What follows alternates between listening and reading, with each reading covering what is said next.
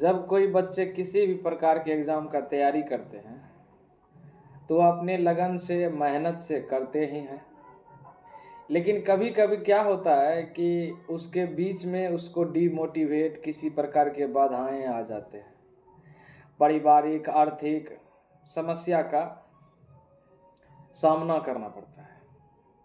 हमने देखे कई बच्चे ऐसे भी हैं जिसे हर कुछ उपलब्ध होने के बावजूद भी पढ़ाई सही से नहीं कर पाता है। कुछ ऐसे भी बच्चे हैं जिसे कुछ नहीं उपलब्ध है तब पर भी सही से पढ़ पा रहे हैं।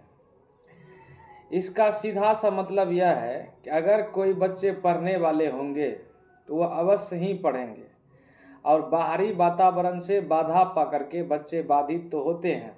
जैसे अभी के समय में क्या चल रहा है कि शिक्षक जो है पीडीएफ के ज़माना चला है, लेकिन पीडीएफ पढ़ने से कुछ होने वाला नहीं है। बुक उठाइए, पढ़िए। और जिसका कारण यह है कि लंबे समय तक अगर आप पढ़ाई करेंगे तो पीडीएफ से काम चलने वाले नहीं हैं। आप बुक पढ़िए, और बुक पढ़िएगा तभी आप सफल होइएगा। अभी के क्या होता है कि हवाई पढ़ाई चल रहा है, एग्ज़ाम पास करा देंगे, ऐसा नहीं होता है। जब तक आप पढ़िएगा, बुक अंदर की बातों को नहीं जानिएगा, तो पीडीएफ पढ़ करके सिर्फ बोर्ड एग्ज़ाम पास कर सकते हैं। लेकिन कंपटीशन में जाइएगा तब फिर परेशान होइएगा। 10 साल, 15 साल, 5 साल, 6 साल लग जाता है। और इसका कारण यह नहीं है कि कंपटीशन नहीं निकलेगा, कंपटीशन निकलेगा, लेकिन आपको पुनः दोबारा पढ़ना होगा। इसीलिए पहले से ही पढ़ें तो ज़्यादा बेहतर होगा। एनसीईआरटी का बेस बना करके पढ़ें। और मैथ रीजनिंग अगर किसी बच्चे को नहीं समझ में आ रहा है तो उसका क्लास करें।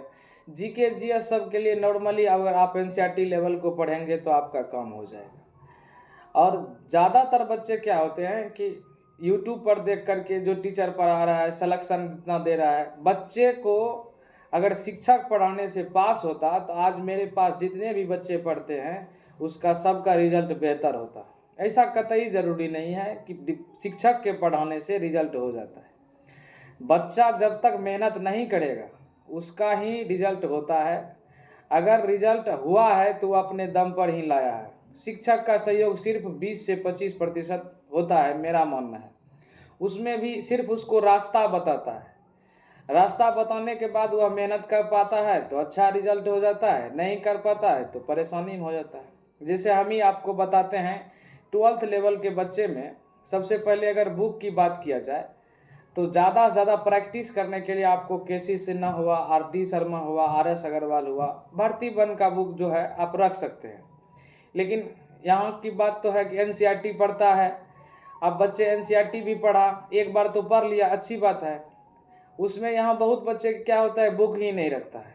अब बुक नहीं रखेगा तो शिक्षक पढ़ा रहा है, अब अपने से जब तक नहीं बनाएगा तो क्या होगा, कुछ होने वाला नहीं है।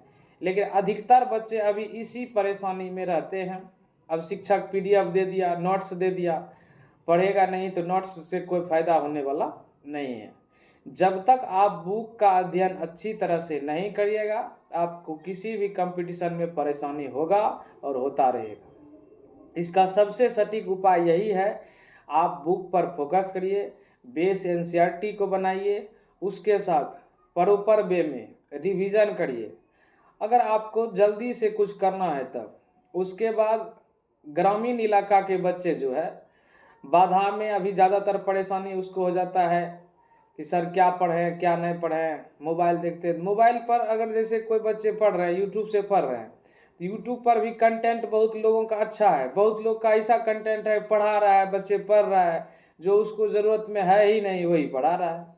बच्चे तो लगता है कि हम पढ़ रहे हैं, सिलेबस पढ़ रहे हैं, लेकिन कभी कभी हकीकत देखा जाए तो उसमें कंटेंट में है ही कुछ नहीं, और नाम बना दिया हुआ है 12th का है, 11th का है, तो फिर परेशानी हो जाता है बच्चे के लिए।